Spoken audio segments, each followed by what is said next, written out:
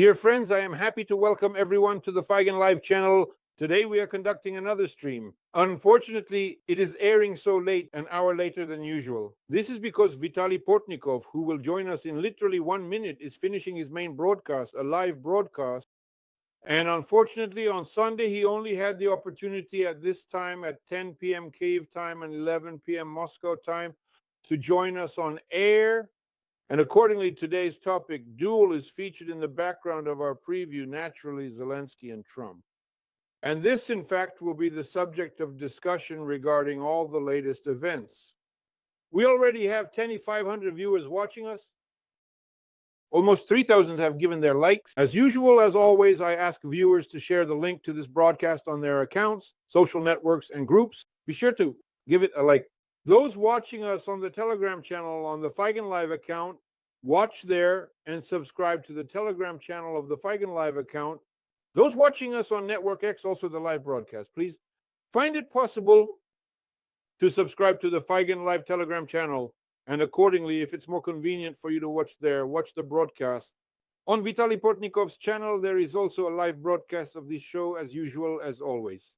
In just 1 minute, he will join us.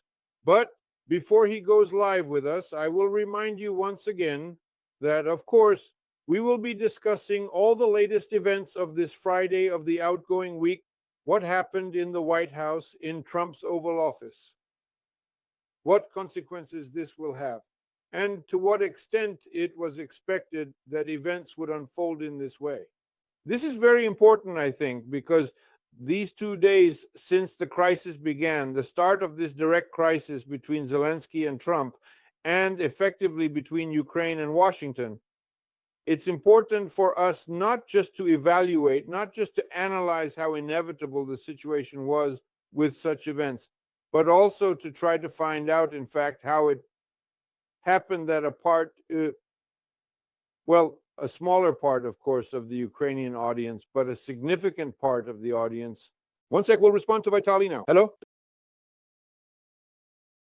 The link, we'll send it now. Vitaly, it will be there soon. Kostya, we need to immediately send Vitaly the link to the broadcast right away, as he wants to join us now.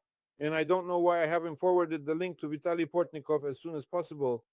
So what is happening certainly and undoubtedly has repercussions and consequences, and we need to clarify and elucidate these consequences for the future of Ukraine. Vitaly Portnikov, the journalist and analyst who has been criticized and scrutinized for a long time for not understanding a thing about who Trump is and what and why in the political arena. Nevertheless, today, he has every chance to talk about this topic. Well, Vitaly Portnikov has appeared. We are glad to welcome you, Vitaly. Thanks. Once again, we apologize. Vitaly had a broadcast, so he could only join now, but I have covered the entire introduction. It is 10:06 p.m. in Kyiv, 11:06 p.m. in Moscow. Well, it's clear when we were preparing the preview duel, we wanted to base it on, this was before last Friday, we wanted to talk about, in principle, everything that was said about Zelensky, how Zelensky reacted, but we thought that by Friday, when the visit to Zelensky would take place, well, somehow this situation would have a chance. I, in general, didn't really believe it either, but it has a chance for improvement, yes. Well, it seemed like a resource agreement, all that. Well, it seemed like we needed to appease and all that, but look how it all turned out. Let's start with this, Vitaly. First, with your overall assessment, how inevitable was this situation for such a direct confrontation on live broadcast? That's the first question. And the second one right away, answer it. I stick to the version that it was a planned provocation. Every day there are reports confirming that this is indeed the case. For example, the question about the suit was asked by the lover. Manager Taylor Gwindle. Manager Taylor Gwindle, I was really surprised. I didn't know that she apparently has a husband. And she openly lives with this fellow. It's indeed a wonderful story of family values, just like with Alice. Vader. Yes, they are all about family values. She says it's different. It's different. I'm not an activist. I just live with a woman. So what, is that not allowed? No, she can live with women for hours and they can live in threes or even tens. That's not the issue. It's just unclear. Like in the joke, and these people forbid me from picking my nose. Understood. So this second point, is it really a provocation by Vance entering the conversation 48 minutes into the protocol when they started not with negotiations, but with communication with the press? These questions, which are, in my opinion, completely inappropriate and so on, which, well, apparently were needed. That's my version, and you can express yours, but we wanted peace, and Putin wants peace. But peace is not possible in 1 day, in 100 days, and so on, because it is resisted by the suffering Fonoberry Zelensky. These are the two questions, Vitaly. Well, I think firstly, they were preparing some kind of story to provoke him, obviously, or to humiliate. There are two options here. Either you lose your temper in a situation where you might find that you ultimately reveal who you really are, or essentially we just humiliate you. Everyone sees that you are humiliated, signing everything we want. We are in control of the situation here, telling you when you need to leave somewhere, withdraw troops, or do something else. You will simply comply because we have just crushed you here. And you see, in this story, there was also a moment when Zelensky told Trump, we always talk about how he said something to him there, but if you read that transcript, there are two moments that truly infuriated Trump. The first moment was when, and it was evident, you can even read it in the text, when he told him, yes, you certainly don't feel the war, but you might, I hope you don't experience it because you have that wonderful ocean. Wonderful ocean. That's a quote from Trump. It sounded completely different. And Trump literally started shouting, what are you saying here? What can we feel? What do you know? Because this completely contradicts his image as a peacemaker. Here he is, a peacemaker, and they're telling him that you can bring war to America because you don't understand what's happening. And the second moment was undeniably and absolutely, of course, terrible. When Trump said, if it weren't for us, you would have lost in 2-3 weeks. Well, yes, I know. They already gave me 3 days. And Zelensky told him, Putin also talked about 2 to 3 weeks. That's. Again, it shows that Zelensky, of course, is capable of punning on a personal level. Isn't this like KVN? Well, of course. It's reactive. But it's indeed an extremely precise hit on the target. Because, well, Putin turned out to be an idiot, of course. And it turns out you are the same. You're just quoting him. And that's, of course, terrible. It's not even an insult, It's the story about the boy who said the emperor has no clothes. Moreover, again, there is no doubt that he is the king. The boy has no doubt that he is the king. He behaves with him as with a king, only the king is naked. And of course, Vance, as we always remember in the most remarkable satirical films of the Soviet era, immediately rushed to defend, so to speak, the king, like those ministers in Mark Zakharov's works. You are great, yes. You are great. You are simply great. Let me speak true. You are a great person. Great. You simply never. You are simply great. Allow me to speak your absolutely great truth. You are undoubtedly a great person, indeed.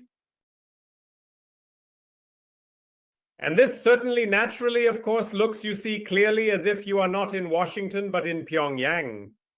Well, how does it look? And of course, they might say Zelensky could have not reacted at all. He could have, there would have been a positive result. No, they would have just humiliated him then. Zelensky, all of this might not have happened, but in general, you notice that they are staging all these scenes with everyone now. There was a 45-minute conversation before the negotiations with both Macron and Starmer. The question is why these are negotiations. Why are you turning them into a show? By the way, remember that during the negotiations with Starmer, Vance also provoked Starmer. It's just that Starmer is, after all, a former attorney general, as they say. That's why he responded like a prosecutor. Listen, I am proud of the UK and its freedom of speech. Well, that happened too. I just want to add, Vitaly, for our viewers, to give them an understanding of how they operate. Kaja Kallas came to Washington, waited, and they didn't receive her. They didn't receive her. And then Starburn was here too. Look, he said, was it you who dressed up, right? Yes. And Starburn said, listen, you have such a wonderful accent. With such an accent, I would have been the president of the USA long ago. But you understand, when an American tells a Brit that they have an accent. Well, yes. That's funny. Of course, that should hit quite hard, right? What accent, for heaven's sake? What accent do I have? You rural country bumpkin? That's what it's all aimed at, you see. And now I can say that indeed you have an accent. Well, because I can too. Why? Because the language I speak is correct. Do you remember how during the era of Leonid Ilyich Brezhnev, all the party workers tried to speak as if not from Dnepropetrovsk? It's hard for a Russian person to speak like that because our general secretary was from the city of Dnepropetrovsk. You have to learn it. And the only person who didn't want to learn it was Mikhail Andreevich Suslov. Why didn't he want to? Because he could, and no one else could. And everyone imitated. All of Russia indeed spoke with a rolling G. From Brezhnev to, by the way, Gorbachev, who also, due to his Stavropol roots, so to speak, also spoke with this fricative G. Russians switched to proper Russian language only, let's say, thanks to Vladimir Vladimirovich Putin with his St. Petersburg pronunciation. This is the linguistic revolution that has occurred over the course of the last 25 years, because despite all the other shortcomings of this bandit clan, they speak the Russian language correctly. And precisely, well, they are from St. Petersburg, well, in a proper streetwise manner, but they place the correct emphasis and pronounce the letters correctly. Before them, this wasn't the case, and everyone thought it was normal. That's how it should be. What kind of accent did those from St. Petersburg have? No, well, yes. And Gorbachev supported it, the agreement there, and so on and so forth. We all remember this quite well. But, okay, here's the question. Ultimately, they wanted to humiliate him by making him excessively obedient, and to do it publicly so that it couldn't be undone later. Yes, he had a different goal.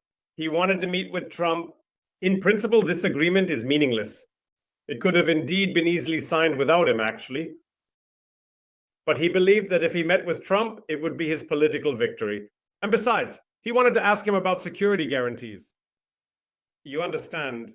And by the way, this also infuriated them. When he actually started asking about security guarantees, they also became quite agitated because they had nothing to say. Nothing to say, because they had already heard from Moscow several times that, in fact, there would be no guarantees, no NATO, nothing at all. They already know that Moscow in general has refused everything, even a ceasefire. Yes, and from publicity. So this topic of a ceasefire, they latched onto it. He doesn't want a ceasefire, and without explanations, because there is no Trump plan. Am I correct in understanding that they mean up to a unilateral ceasefire by Ukraine? What do they mean? I think they themselves don't know what they mean. They can't mean a unilateral ceasefire with Ukraine. They don't say, here's our plan point that suggests a bilateral ceasefire. They have been saying all along what they generally want. So what do they want? It's just a wishful thinking. They want to ceasefire, hold elections in Ukraine, and, let's say, dictate the terms to the winner of these elections, which will be agreed upon between Putin and Trump, because probably this winner will be more inclined to accept these terms than Zelensky. This is a virtual plan for one simple reason, because Comrade Putin has a different plan. Continue the war, conduct negotiations at the same time, and lift sanctions. Elections can be... Lavrov publicly announced it. I want to understand this. They see black as white, because Lavrov reiterated Russia's position after Istanbul, from which they did not leave, did not hold any joint briefing, did not comment, but on the same day, or the next, I might be mistaken, he clearly stated that there would be no ceasefire along the lines of contact, and that this border would not satisfy them. And regarding the demilitarized zone, he says no one coordinated with us that there should be European contingents there. We do not accept this. In other words, they rejected everything. I didn't get their goal from Zelensky. What do they want to hear from him regarding which plan he should express his meow? Should he agree with Putin's plan or with Trump's plan? And where is that Trump plan? Here we are trying to listen. Once again, we are entering some kind of virtual category with you. Rhetorical? Yes, because there is this agreement about the minerals, which for some unclear reasons they all continue to mention. And the Europeans too, because they don't want to quarrel with Trump. They don't want to say that the emperor has no clothes. With some kind of security guarantees for Ukraine. Because if American companies are going to develop some mythical minerals there, then no one will attack you. What nonsense is that? Do we not remember how American companies were thrown out of those countries, where they were developing real minerals? And then who will do the digging? What, will American workers come to dig? Or will the American army come? No, that's exactly the point. If the American army comes, that's a security guarantee. But he says that won't happen. He says that the American army doesn't want to provide the European contingent with intelligence information about the Russians.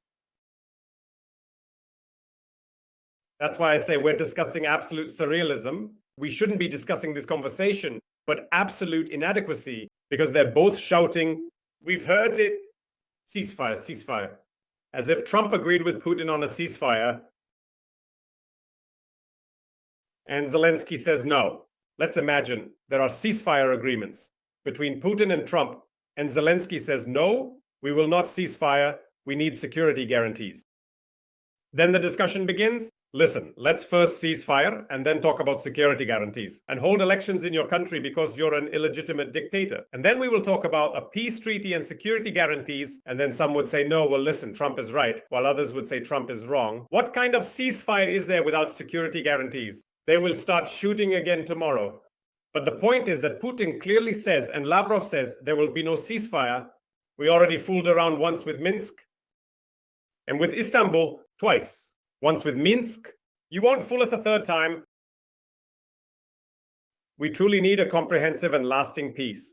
Until there is a truly comprehensive, deep-rooted and enduring peace and the root causes of the war are addressed, there will be no ceasefire. The Americans claim they have leverage to pressure Putin. What leverage? Leverage. It's unclear. How will we know that they applied pressure and that Putin agreed? It was mentioned twice actually. He said, we talked with Putin for many hours, said Trump. So it's not just one conversation. And secondly, we heard in a conversation with Macron, he said that Putin told me over the phone that he doesn't mind if these are European contingents. So a third party is recounting the conversation. Well, actually, a second party, and Lavrov clearly and plainly said no.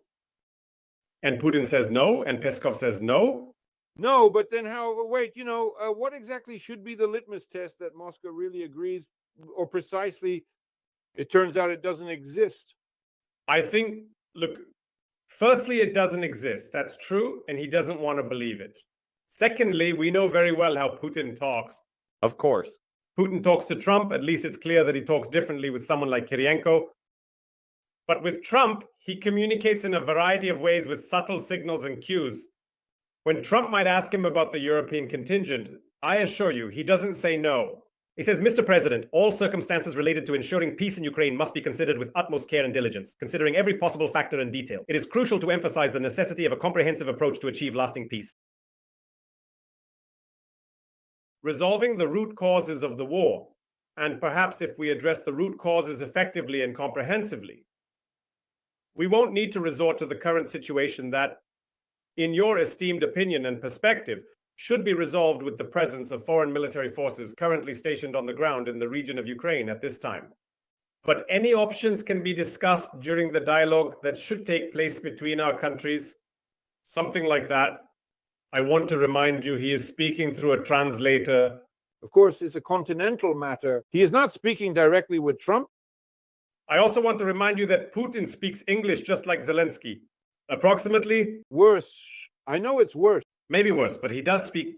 He can also hold a conversation in English, but he will never do it. He's just Putin. Maybe he negotiates in German, but I also think not always. No, not significant negotiations. He might talk on the phone, but nothing more. I recall Angela Merkel negotiated in Russian. She just spoke Russian. Yes. That's a different thing because he always gives himself time to think over the next passage in his mind, carefully and thoroughly, before proceeding to the next part. That's just his style. Many politicians do this, but he definitely does. Yes, and that's why Trump listens to the translation. He doesn't even know what Putin is actually saying. It's like when I used to give examples that all these agreements, the peace agreements between Israel and Arab countries, contain the word peace in Hebrew and English, but in Arabic, the word peace is not included. The concept that represents the word peace in Arabic is not there. Instead, there is truce. So what? Here's your agreement in Hebrew. Go and rejoice And that's how it's composed here. And that's the danger, you see, always. When you later say, but you violated it, what did we violate? Our truce simply ended. Well, it ended, and you can read your agreement again. That's your business. We have a different text. This can also happen, roughly speaking. And then it seems to me that he is still presenting wishful thinking as reality. I mean, Trump, not just lying, but simply living in a world of his fantasies. But you see, he's not in a simple situation. Psychologically, he has a complicated situation with his reaction to what's happening. And he remains poorly informed. You saw that at some meeting, he didn't know what the defense alliance of the United States with Australia, New Zealand, and the United Kingdom was. Even though it would seem the United States is selling nuclear submarines to Australia, this is the Asia-Pacific region, an area of its exclusive interests. This isn't some kind of Europe. Yes, this is AUKUS, but he knows nothing about it.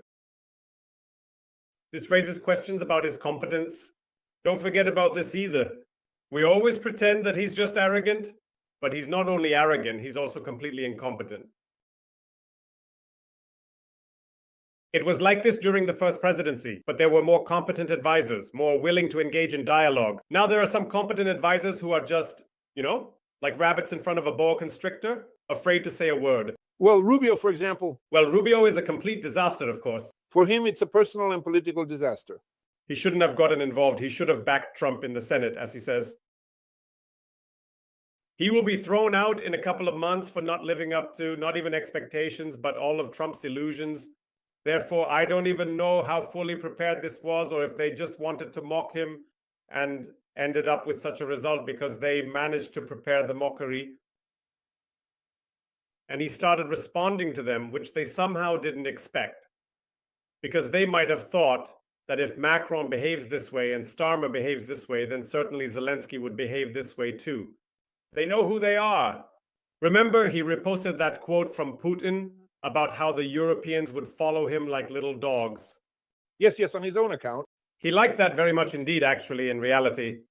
And their polite manner of behavior, although it must be said that neither Macron nor Starmer allowed him to lie, they refuted him when he lied. But they did it.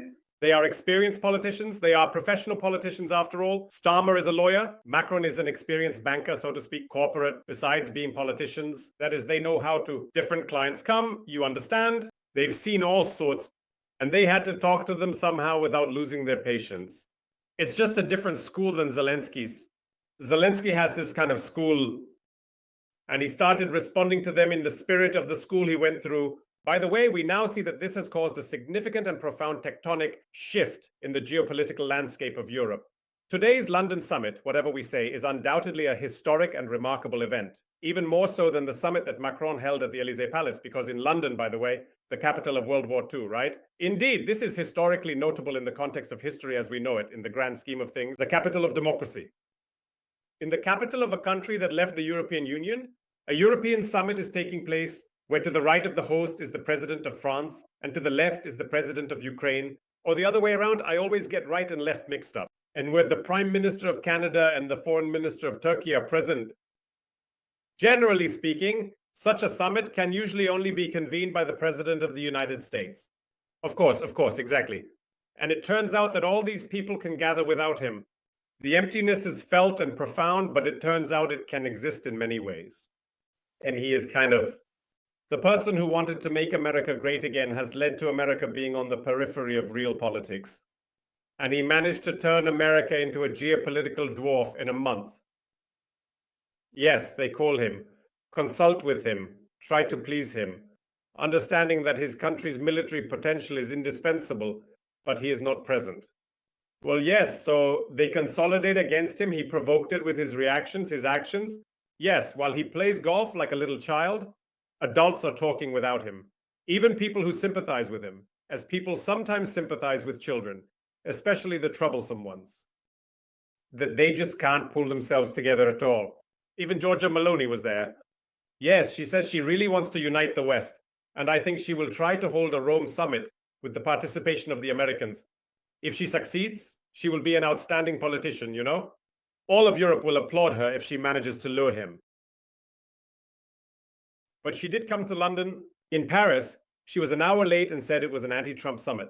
And in London, did she not say anything like that? She said it was a very good conversation.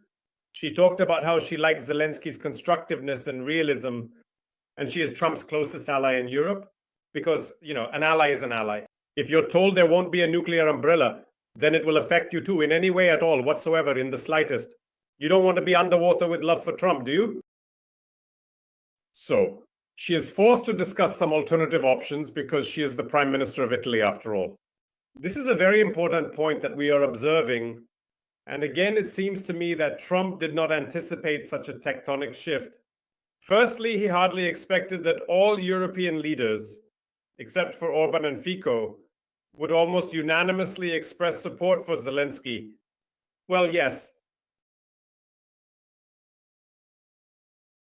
It turned out that, in reality, he can only count on support from an extremely narrow group of Republican politicians and lawmakers who are personally dependent on him, especially before the midterm elections. And indeed, that's not support. It's just an inability to get rid of him and everyone else. There, Democrats, public figures, all media, from conservative to liberal. Yes, conservative media said that Zelensky might not have behaved very well, but they invited him for interviews like Fox did. Well, Fox is a special case. Are there conservative outlets besides Fox? Yes, but New York Moscow called Zelensky a dictator of Putin, even before this meeting, so there is no support. Most Americans consider Putin a dictator, not Zelensky. Including within the Republican electorate, all of this doesn't work. Do you understand? And everything that will accumulate like a snowball, it's not that people will be in shock for a while. And then I heard that Republican lawmakers who are already preparing for the midterm elections go to their audience and start asking who attacked whom. Russia on Ukraine or Ukraine on Russia? Who is the dictator, Putin or Zelensky? People ask them these questions at electoral meetings because these are Americans. They are generally free people. They know who a dictator is, and they don't want people representing them in Congress to talk such nonsense, even if it's Trump who is spouting such nonsense. Yes, maybe not all voters, but these are the voters who can decide their fate. Trump will support them, and voters will be told, listen, we don't want you anymore. You simply are not a person who supports American values. And while your fate may depend on Trump's fate, our fate does not depend on Trump. We are not congressmen, we are just ordinary people. Why should we vote for this nonsense? You can't clearly explain. And they are afraid because when, in my opinion, a question was sent to Republican congressmen about whether Putin is a dictator, the majority of Republican lawmakers simply avoided answering that question. They just didn't respond. The overwhelming majority responded, actually 5 to 6 people, and even then indeed indirectly, referring to their old statements made before Trump hastily blurted out this latest nonsense. Meanwhile, Michael Johnson has to assure that, no, you misunderstood. Trump is not an anti-Russian politician, not at all. Well, that's all. So, this is important. So, we are now being watched by almost 59,000 viewers, and almost 13,500 have given their likes. A big request to our viewers, despite the late hour, those who are watching us in Ukraine, from Russia, those who are watching us, those watching from other places, please immediately share the links in your accounts, on social networks, in groups like this broadcast. Be sure to subscribe to the Fagan Live channel, to Vitaly Portnikov's channel, Portnikov Arguments. In the description of this video, you can follow the link to subscribe to the channel and watch broadcasts there.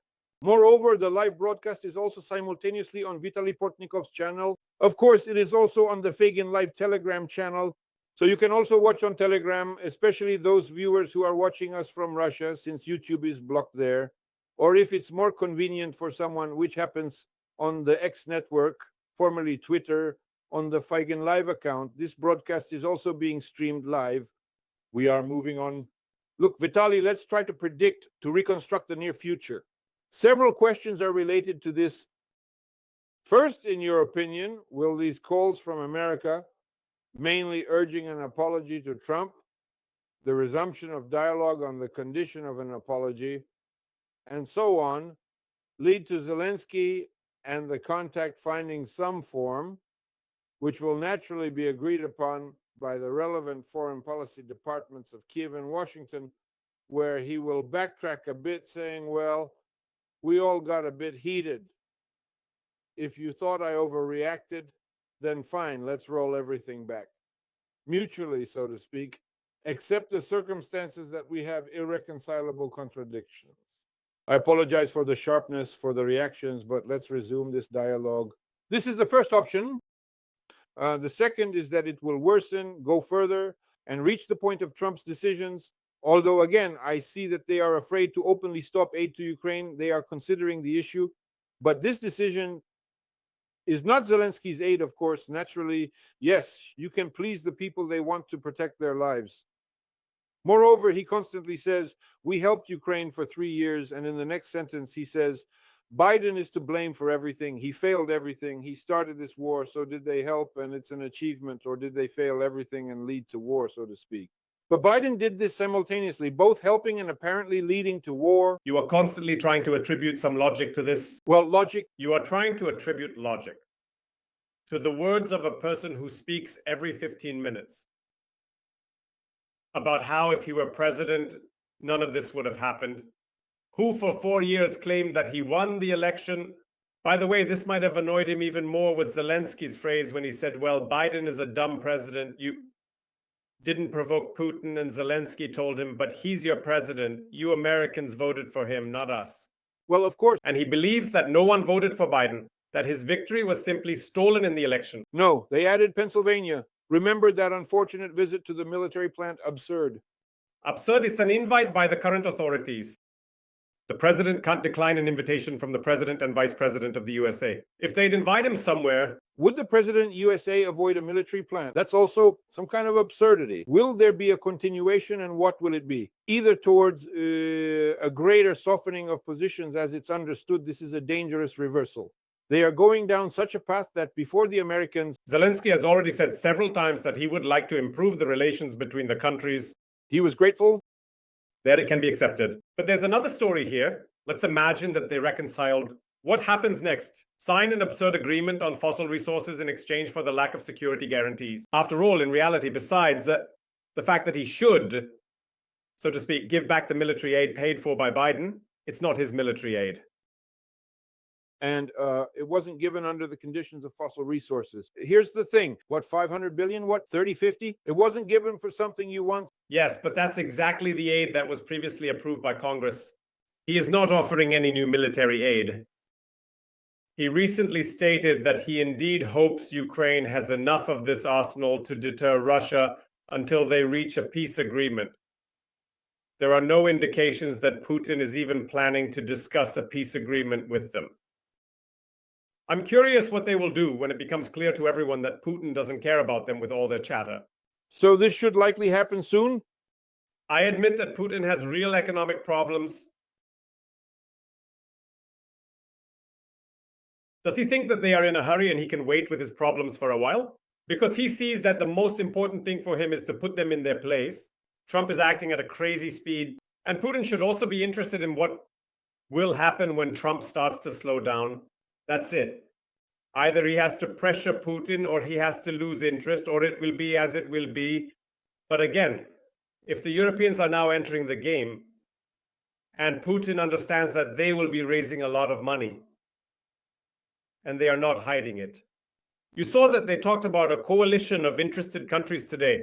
And Starmer used a phrase like boots on the ground or shoes on the ground, which are expressions commonly used in British English to describe having a physical presence or involvement in a situation.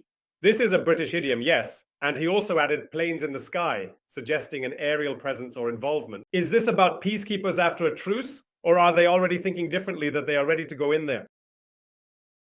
Do you mean exactly the British? The British with the French? Yes, the British with the French. What will they do if they don't wait for his agreement with Trump and just go in? That's exactly what's being discussed, Vitaly. That's what's being discussed in London. Are they ready to unilaterally, without waiting for any decisions or consent from Moscow, start this peacekeeping operation? Yes, and that's what they might be telling Trump. Listen, we will deploy troops and you negotiate with Putin to make it a European Why should he agree or disagree at all if it's already agreed upon? You negotiate so that he doesn't bomb it. And then for Putin, of course, it's a disaster. Absolutely. And by the way, when Maloney talks about a transatlantic security model outside of NATO, she might mean exactly this. We are not accepting it into NATO. Only NATO troops are there. We will not participate in these troops, but we support it. Certainly the French and the British are enough. And if there are also Germans, for example, if someone like Merson decides, this completely changes the entire nature of this story. Britain and France, let's recall, are nuclear powers. Yes, they are nuclear powers. Possessing a substantial arsenal. By the way, they can place this nuclear weapon right on the border with Russia if it comes to that, if they wish. Instead of the Americans, in Poland and Romania as well, the deployment of these missiles with low-profile warheads, so to speak, has been discussed for 20 years. So both Britain and France can do this, essentially. I don't quite understand. Maybe if they agree on a model of Euro-Atlantic solidarity. European nuclear solidarity in this form. By the way, again, Melanie mentioned that she is afraid of this because it would exclude the Americans. But again, if the Americans are not involved, that's true. And then it turns out that Putin doesn't really have much to negotiate with Trump about. Trump doesn't influence the Europeans as he thought, and Trump doesn't have Russian assets. What could Putin possibly, potentially, perhaps conceivably gain from Trump then? The cancellation of some actions. The lifting of sanctions against the financial system. But again, Trump can do this unilaterally, but that's the thing. Well, it's doubtful that he will decide to do it. He extended it for a year, after all. He is wary of taking on such responsibility. He needs some concessions from Putin. And again, when he says Putin wants peace, but Zelensky doesn't, what is he basing this on? I mean, Putin should quickly say, I want peace, I want a truce. We are discussing this with the president of the USA, but this president of Ukraine does not want a truce. Here I am, ready. None of this is happening. I am ready to declare a truce at Easter so that people don't die, as President Trump says. Why should people die? And then we will come to an agreement. I have demands. They are serious. They must leave the Zaporizhia region, but that's later. Why should anyone die for this? And then, of course, Trump says, you see, but we hear opposite statements as if they are mocking him, to be honest. Well, I mean, the Russians, by the way, Rubio doesn't express any complaints against them, which is interesting. Yes, Vitaly, but could it be Rubio is not a fool and Volz is not a fool? They hear these statements. They hear Lavrov's statements. They hear these statements repeated over and over again. And it turns out that they don't react. They don't show any reactions and continue to act in the same way. By keeping silent, so to speak, about Trump's statement that Putin wants peace. How does he want peace? Well, you know, that's what Rubio said today. We will be fully prepared and completely ready to resume cooperation when they are ready to make peace. First and foremost, it is important that peace needs to be established, and then we can talk about security guarantees. A vicious circle, understood. And how is that? Well, it's really not possible, you know. There are no components in this equation that allow for it. First and foremost, Moscow, which should actually express this readiness. And what is it? How should it manifest? In mutual calls between Putin and Trump and Putin, but that's not serious. That's not an agreement. It's a sham. Well, all right, 67,500 viewers are watching us and almost 18,000 have given their likes. Let's move on to another aspect. Within the United States itself, we've already touched on this. What should be the appropriate reaction of the political establishment, the deep state institutions, and ultimately public opinion, ratings, and so on in various ways for Trump to take and change this rhetoric? Well, either slow down, shift the focus, or even say the opposite, like, no, actually, Putin doesn't agree with anything. Now we're going to hit him hard, you know? As we mentioned, Macron has already talked about the kind of truce they proposed to establish. He said he doesn't believe in a truce that could be agreed upon by the US and Russia. In the case of a complete ceasefire, it would be difficult to monitor its compliance. Starmer and Macron proposed a truce in the air, at sea, and regarding energy infrastructure for a month. Yes, that is effectively stopping the mutual shelling of Ukraine. Yes, foreign troops will be deployed in Ukraine. In the second phase, in the coming weeks, there will be no European troops on Ukrainian territory. The question is how to use this time to achieve a feasible truce, for which negotiations take several weeks. And then, after the signing of peace, the deployment of forces will follow. That's it. Moscow will never accept this. Under no circumstances, this will never happen. This is Moscow's country. I mean, I'm not arguing. This is what they will propose to Trump now. okay.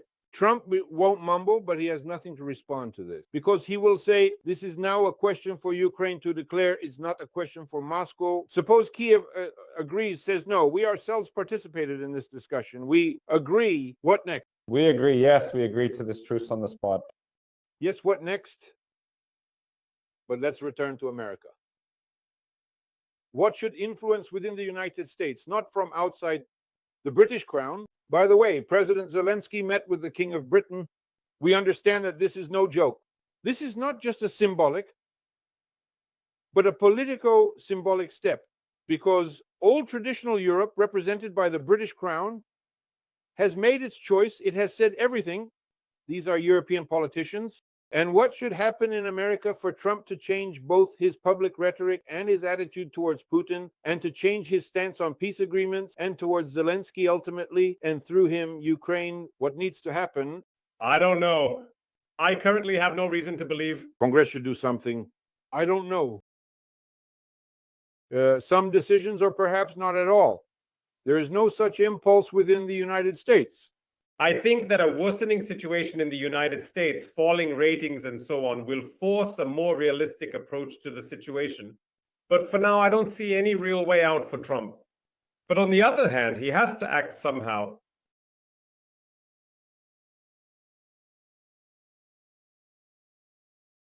Exactly.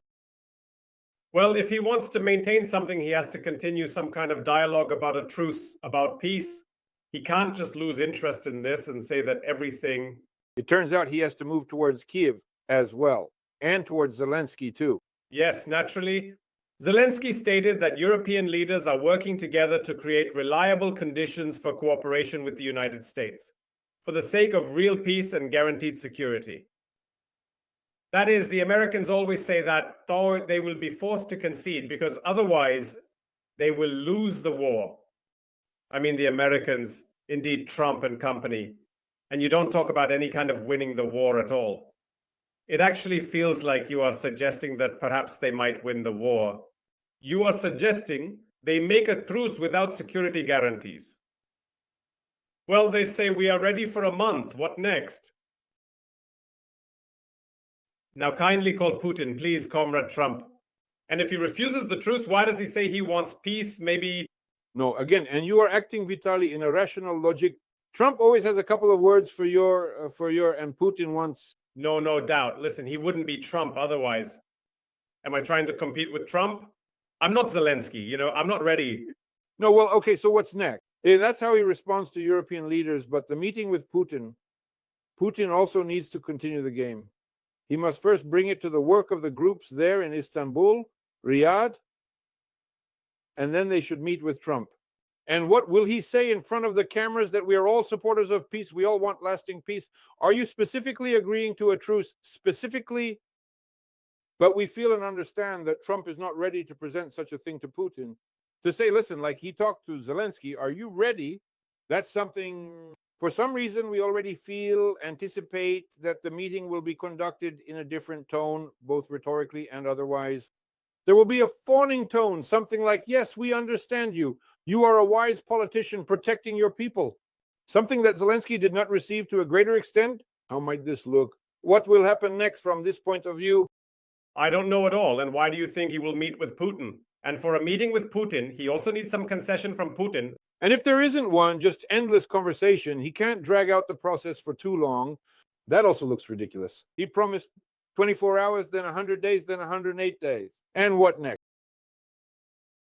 He wanted to resolve this cycle and Zugzwang with great care, with the help of Zelensky.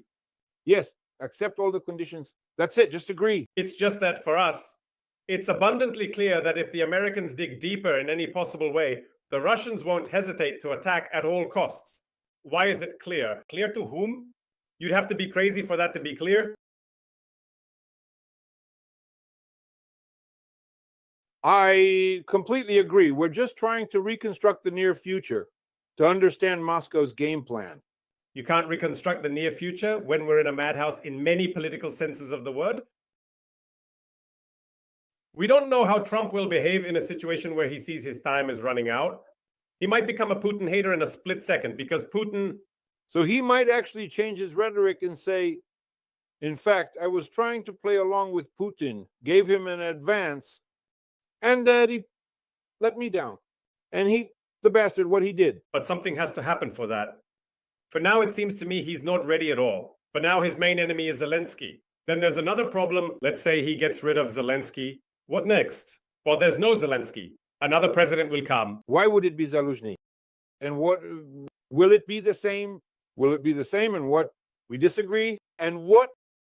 We certainly agree indeed. What are our security guarantees? We will definitely dig at your place at your earliest convenience. Drill, dig. Yeah, drill, baby. Saw the log, saw it very carefully. No, well, I don't understand at all. Now, members of Trump's team are rushing to declare that, yes, if it were someone else, Volt said about it, one way or another. Others, not Zelensky, but someone else. Firstly, how do you envision this? What does someone else mean? So the election as an institution is canceled altogether because during it, either Zelensky might remain or someone else might come, even worse than Zelensky. Do you even understand how he has now raised Zelensky's rating? Is it possible for him to be re-elected for a second term? Well, that's clear. That's already obvious. Everything is clear. He wouldn't behave like that and wouldn't raise this rating. This is like changing cause and effect or shifting blame from a sick head to a healthy one. But fine. Let's say even Zelensky left. But through elections, a hostage won. I mean, a hypothetical hostage. But Medvedchuk won't win the elections, will he? No, Medvedchuk can't. So according to their rhetoric, they need to install someone without elections who will sign everything. Another result can be achieved. Maybe Russia, maybe another option is to propose that there won't be any elections at all. And who signs? The president, who is a representative of the Verkhovna Rada. Zelensky simply resigns. The duties of the president are transferred to the speaker of the parliament, and he signs. Then this parliament holds elections. Please tell me, Vitaly, you are a citizen of Ukraine. I am not, of course. I am outside. You are inside. Tell me, Stefanchuk, specifically, hypothetically, Stefanchuk, would he sign such a measure? No, he wouldn't sign it. So what's the point of even really discussing this? Then I think, again, most likely when it comes to the acting president, I think maybe the speaker of the parliament could be someone else. It doesn't really matter. But wait, it still has some legitimacy. That is, it should at least be a member of the Verkhovna Rada. Well, in any case, the speaker of the Verkhovna Rada will still have to address the issue of security guarantees in the country, Ukraine. If he signs something that public opinion in Ukraine doesn't want, no one in Ukraine will enforce it. Of course, yes. Absolutely. And don't forget, unlike the president, he won't have any nationwide mandate. Absolutely. He can be replaced in 3 minutes. So what? At a parliamentary session? Yes. So what? Well, he signed it. So what? It's just paper. You can wipe your ass with it, and that's it. How are they doing there? I don't understand. You understand that they have cornered themselves, Trump and company, into such a situation. But we are creating rhetorical logic. I understand the logic. They might think, well, everything will just keep falling down, maybe not so quickly. Ukraine will be losing city after city. They might think that way. But that's within the logic of 2 weeks during which Ukraine was supposed to fall. But if they think that way, it's not quite so. Even if the aid stops, it won't be 2 weeks, and it won't even be a month or even half a year. Of course. And the Europeans will try to ensure that it doesn't happen that way. Compensate. Yes, yes, yes. You understand. Now Germany can more actively step into the game. They are actually announcing that they are going to provide Taurus and add something else. Well, okay. Where is all this leading? Because we are constantly trying to find a way out of this deadlock called Trump, his rise to power, his administration. That would be mutually acceptable for everyone except Moscow. Nothing suits Moscow. It demands Ukraine be handed over to it just like that. We understand this perfectly well. So where is this way out? Is there none? As of today, I don't see it. As of today, I see the way out in the joint pressure of the West on Russia, demanding it agree to a ceasefire and at least agree to the Mark Rohn plan. This is what Trump should ensure. If he cannot ensure it, then he should help Ukraine more intensively, right? Yes. He was offered something that can basically be accepted. A truce at sea. Where did he mention? In the air. In the air, yes. And in attacks on the energy infrastructure. Understood. Mutual cessation. We've discussed this many times. A truce is possible with the cessation of mutual remote strikes by Ukraine. But the army continues to fight, right? Line of demarcation. Well, it turns out that within approximately a 10-kilometer zone from the front line, in distance, it can be used. So, is this a return to the anti-terrorist operation regime? Well, yes. Or rather, the JFO zone. Well, that's impossible. Moscow, how is this? Where to? This leads nowhere. This is certainly a question for Trump. If he can't even accomplish this from Putin, then what can he achieve at all? Good question. Minutes is the duration of our broadcast. Already 73,500 people are watching us at this late hour on a Sunday, yet people have found the opportunity to stay with us. And almost 21,000 have given us their likes. Now, the last aspect, we won't torture everyone because we adhere to the schedule and we'll try to stick to it. You'd be surprised, but somehow the voices of people who supported Trump, who said that we are all idiots here, Soros supporters, and God knows what else we're doing. Suddenly, somehow, somewhere they faded, somewhere they dimmed, some started to quietly back away. I asked to display on the screen, Kostya, please bring up the latest post from my Telegram channel. I published it right before the broadcast, just before. This is actually about someone named Lyubarsky. Ah, our favorite hero, let's promote him. Don't promote trolls. Yes, he tried to engage in debates. He came and told tales that he was somewhere on the front line, but as someone who has been to all the most sensitive parts of the front line 5 times already, and he was in a city near the front, people don't understand the difference, but never mind. He exposed himself, saying that he was in Kharkiv, either assaulting women in the bushes or acting as a lookout, and so on. In other words, it was clear that he is a complete idiot and jerk, even without all that. I'm saying this personally because he was trying to get on my channel. He begged, pleaded on his knees, then got offended. So he must be on my channel. Do you know what he's doing now? I have no idea. I checked out his channel. He's conducting interviews with oddballs he calls candidates for the presidency of Ukraine. Wonderful, excellent. The madhouse should not stop. And one of them is notoriously known for being a minister in the post-Maidan government, then being involved in some alleged corruption abuses, and was disgracefully expelled from that government. Perhaps some of his childhood friends from Kharkiv might also make an appearance from the bushes and so on. But I'm not talking about him. I'm not even talking about this Anastas, who has already brought this from the ranks of, well, Trump supporters. Is it funny to you? These people organized an entire harassment campaign against me. The whole company, you understand? All these different black political technologists who serve just about anyone, various freaks who are dressed up, you understand? Well, we wish the audience to go there and let them now ask a question about the great Trump. Well, why don't they now go to all these places, to all these Tabaks, Vellers, Solonkins, and so on, and ask all these questions to all this nonsense? Why should they ask me? These people were initially enemies of Ukraine. They knew perfectly well everything that would actually happen. They were simply carrying out a mission. Some of them still have the courage. I must say, like Andrei Illarionov. Credit, must be given to him. But Andrei Illarionov is a respectable person, a prominent economist. I have had serious, let's say, differences in principles and assessments of reality with him all my life. But I have never doubted his professionalism, just like Putin, because otherwise he wouldn't have been an advisor to the president of the Russian Federation. He is a serious person. Yes, he has right-wing views. He is entitled to any views he holds. But when he realized that he was deliberately falsifying reality to suit those views, he admitted it, because he is Andrei Illarionov. And who are these people anyway? Well, yes. But the last thing I wanted to discuss with you, the very last, among this group, a thesis is now being voiced in defense of Trump's actions. That one of them, there's this Veller sitting in MAGA, who for some reason calls himself a writer. I'm really amazed.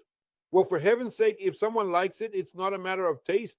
One person likes one thing. I like Kanetsky. Well, all right. For heaven's sake, listen, nowadays, stories like those written by Misha Weller can be written by artificial intelligence. For heaven's sake, for heaven's sake. I'm not trying to impose tastes on anyone. I'm talking about something else. Where did these people come from to tell tales? You wouldn't believe it. They say that apparently Trump is doing such favors for Putin by not calling him a dictator, even calling him Jesus. He says this is a literal quote because it's necessary to detach Moscow from China. Yes, that's what Rubio says. Yes, and Rubio says that's their thesis, why it's necessary to flatter Putin. Well, okay, but Rubio too, yes, of course. I just want to say, do these people understand how absurd this thesis is? You see, when Rubio says this, it doesn't surprise me. Americans have never understood this. They don't understand, yes. And when Weller says it, you have to be someone who has never lived in Russia. Does he not know that in Russia, the ideological idea is not democracy, but anti-Americanism? It's fantastic. They are united with China precisely on this platform, on the platform of anti-Americanism. Yes, and in opposing themselves to everything that America embodies, political democracy and so on. I think the issue is not about democracy, but actually, here we might also be mistaken. The issue is that America simply took what they consider theirs. Russia considers Europe to be theirs. If it weren't for America, it would have been the mistress of Europe. And China considers Asia. I see, but look, why indeed Putin will never move towards any rapprochement at the expense of relations with China, even though he might hate the Chinese. That's another matter. When China made a big deal against the Soviet Union, Nixon and Kissinger were its architects, but they even fought at Damansky. That's also possible, but that's not the point. He understands that the power that comes every 4 years, whether in America or with certain terms in Europe, will never be similar in values, principles, or foundations to what he is building in Russia, in Putin's Russia. And therefore, the alliance with the eternal Xi Jinping of the eternal Putin is ensured by their Siamese-like resemblance. You understand? Because yes, I understand. And with the common and quite logical goal of pushing America out of its traditionalism. Of course, and out of Eurasia at the very least. Right? Because Russia alone and China alone cannot do this. They cannot do this. Of course. And this is profoundly incomprehensible. But okay, Weiler, he has a brain like an insect. He has a nerve node because, I say again, it's not about creativity, and I don't even care about his work. I don't read it. But it's precisely about the political misunderstanding that people, for some reason, consider themselves experts enough to supposedly debate with us. Do you understand the levels here? Who to debate with? With Lyubarsky in the bushes in Kharkiv, in Saltivka.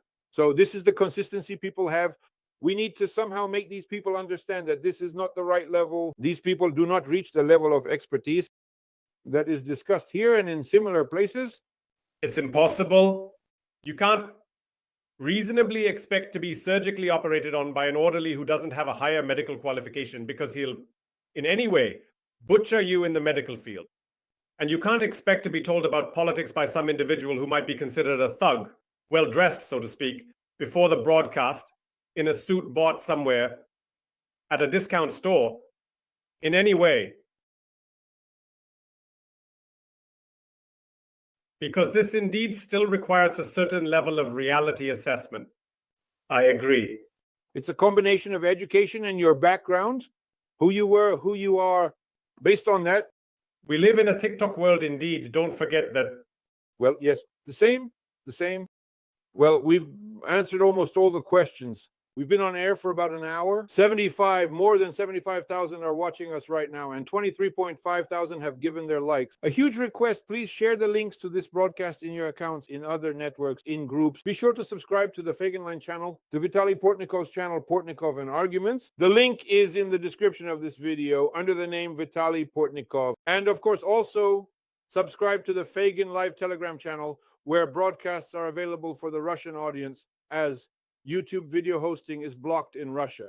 And come tomorrow, we have a broadcast with Kurbanova tomorrow. We thank Vitaly Portnikov. Thank you for finding the time at this late hour.